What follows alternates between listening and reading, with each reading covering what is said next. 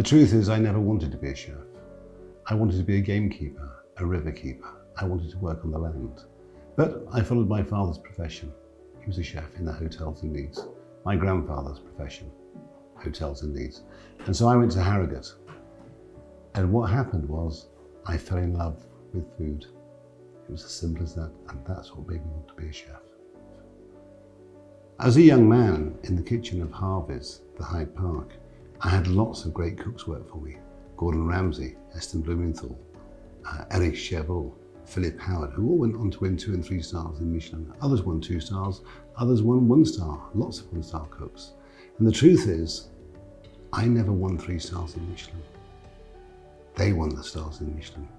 They were the orchestra, they were the symphony. I was the conductor and the composer. And they assisted me in realizing my dream. But in return, I showed them what was possible.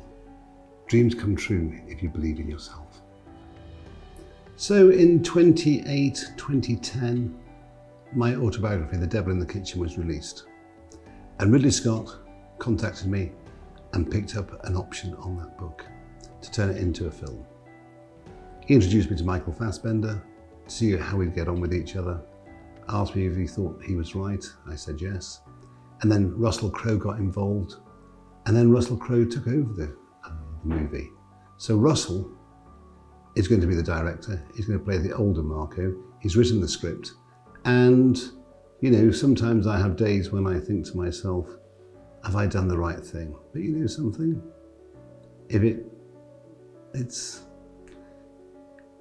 It's my life story, and what I wrote in my book was all true, and they will take the script from the book.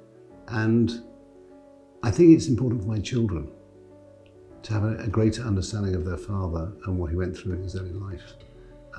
Because I didn't really talk much to my children about my early life, and maybe Russell will do a better job than I could. I was lucky. I was a blessed and chosen child. I was in the right place at the right time. And I accept today I will never achieve as much as I achieved as a young man. 1, because I don't have the energy. 2, I'm not prepared to invest in anything like I did food. And, you know, it's my past. When I reflect back on my life, I think what I gave to win 3 stars in Michelin, and how hard I worked and what I sacrificed. And the truth is that I was a man who worked for something he never wanted. But I realized my dream, and I proved to myself that I had something within me. And today those stars aren't important. But when I reflect back and think about them and place a value on them, what they were little stepping stones to where I wanted to be in my life. And they assisted me in discovering myself and finding happiness in my life. When I think back on my career, and I think the opportunities that I was given, spending time at the Box Tree with the great Michael Lawson, Mr. Reed and Mr. Long, the proprietors. I think of the great Albert Le Gavroche and his brother Michel.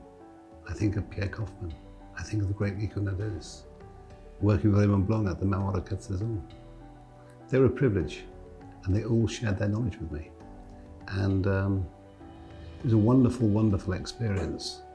And then I think of all those other chefs I never knew, who I read about, like Mac Menot, Alain Passard, Bocuse, Toigro, the great Helen, who died, I think, in 1955. His philosophy, the creator of La Cuisine Nouvelle. I mean, amazing. So therefore, I was a very fortunate young man to have had that opportunity to have cooked alongside those individuals and for them to have shared their knowledge and, more importantly, their stories. Because a recipe is less important than a story. A recipe can confuse you. A story can inspire you. One of the most common questions I'm asked, more by the parents of individuals rather than the individuals, is what advice would you give a young person who wants to be a cook? The first thing I would advise them is to read as many books as they can. Secondly, put their careers in the right hands and not the wrong hands. Because you put your career in the right hands, They'll guide you, they'll protect you, they'll look after you, they'll inspire you, they'll teach you, they'll share their stories and their knowledge with you, and then they'll pass you on. It's that simple.